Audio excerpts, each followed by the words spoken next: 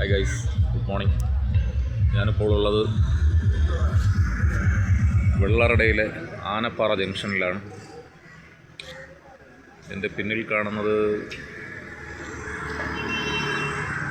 CSI Anappara പള്ളിയിലേക്കുള്ള റോഡാണ്.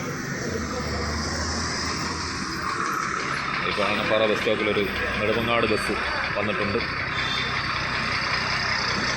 വെള്ളറ ഡിപ്പോയിലെ തന്നെ ബസ്സാണ്. വെള്ളറ ഡിപ്പോയിൽ നിന്ന് നെടുമങ്ങാടിലേക്ക് പോകുന്ന ബസ്സാണിത്.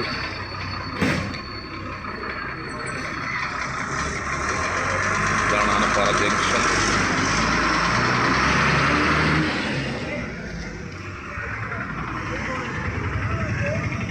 ആ ഭാഗം ആറാട്ടുകുഴിയിലേക്കും